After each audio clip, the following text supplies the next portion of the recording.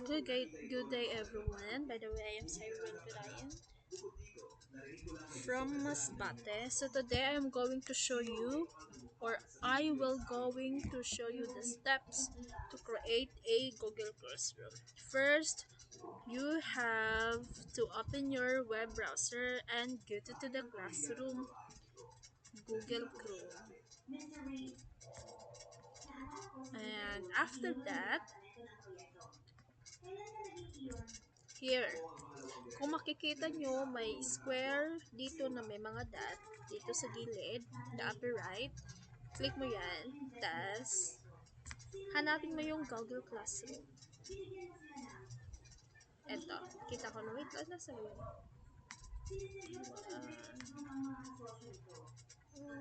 Alright, ito.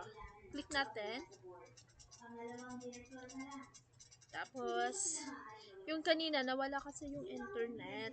May na gawa na ako kanina ito. Grade 9 Chamomile and grade 10 Daffodil. So now, dito tayo sa grade 9 Chamomile. But before that, sign in using your Google account, preferable your Google Workspace for Education account if provided by your school. So, as you can see here, may plus dito, may plus button dito, upper right corner, then, eto, ganito yan. So, di ba, may nakita kayong join class and create class. So, dito sa join class, magjo-join lang kayo if yung teacher nyo yung nagbigay ng code sa inyo. Wala, ito. Blah, blah, blah, blah. Tapos, pagkatapos, click mo yung join, tapos automatic, naka-in na kayo sa classroom nila. So, dito tayo sa create class. Yung create class, tayo yung gagawa ng code para makapasok yung mga estudyante natin dito sa Google Classroom.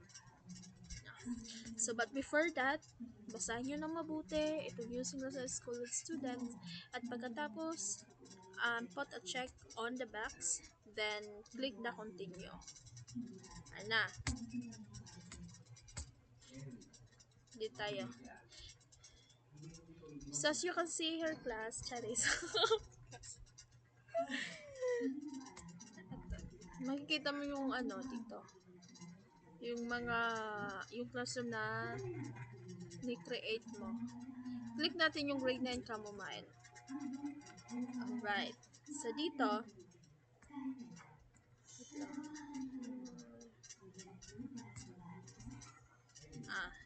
okay, sa class details class, so what you are going to do is, halimbawa, nilagyan ko dito yung class name grade 9, tas yung class description nila, wala na ako kanina ate. Ito, yung section, chamomile, tas yung level is year 9, then ang subject, of course, English, and the room number is 4B. Pagkatapos niyan, then may makikita ka na yes, ito na kalabasan, makikita mo yung class code. Ito. Tapos, copy and paste link. Then, punta kayo sa GC nyo. Tapos, i-share mo tong class code para makain yung mga estudyante mo. Then, dito sa new announcement naman po, dito mo ilalagay yung mga kailangan malaman ng mga estudyante, like example, meron kayong roleplay or meron kayong worksheet, ganun, charis. Then, dito, pack you all.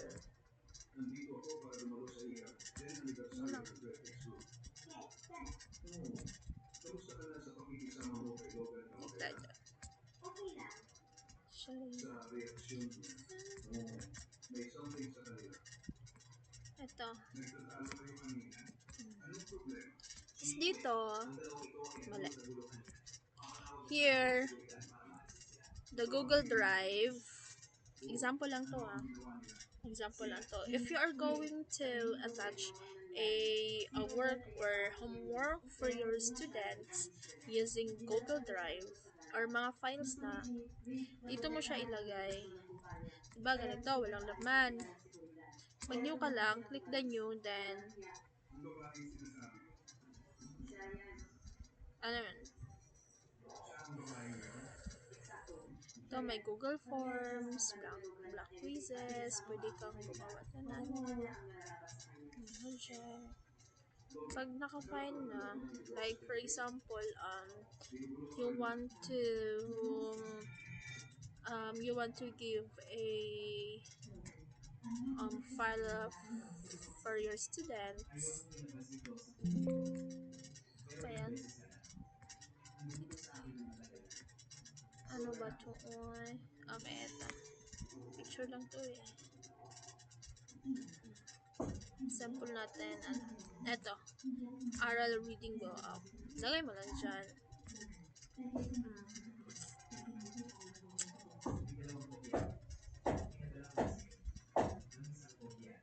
Yan. Yan.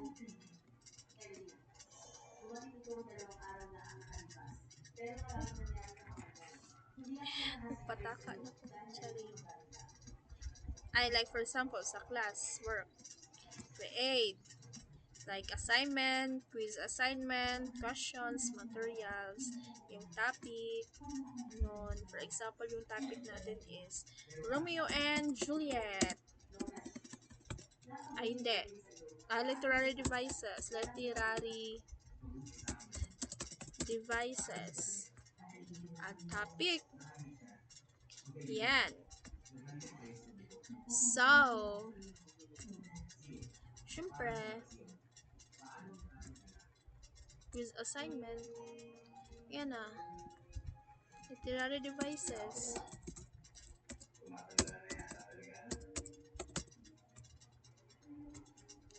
Yan. Then, instruction, optional. Optional lang naman to. Blah, blah, blah. Then, blank quiz. Ito. Gawa ka ng ano.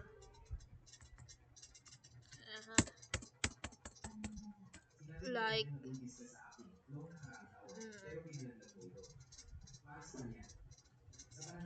like, midterm. Charis. Halimbawa, midterm na. Midterm. Ikaw na bahala mag-ano-ano. Then, questions. Add questions. Kung gusto mo, multiple choice ba? Ganyan, like, checkbox ba? Dumbox? Ganon. Ikaw na bahala. Basta alam mo na yan. Ayan na. Tapos sa graded, when you are going to grade it, dito yung people, makikita mo kung sino yung mga nakaina estudyante. And then, tas yung classroom na inattach, yung mga topic na inattach mo sa classroom is automatic na makikita ng mga estudyante mo dito. Yung grades naman po,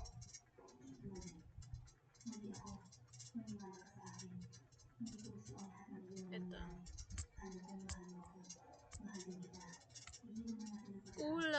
Kulang ba? Pwede rin maka-invite ng ano.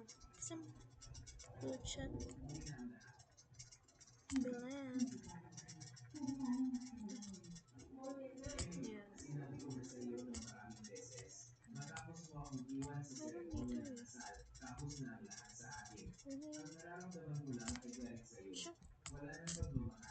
Done.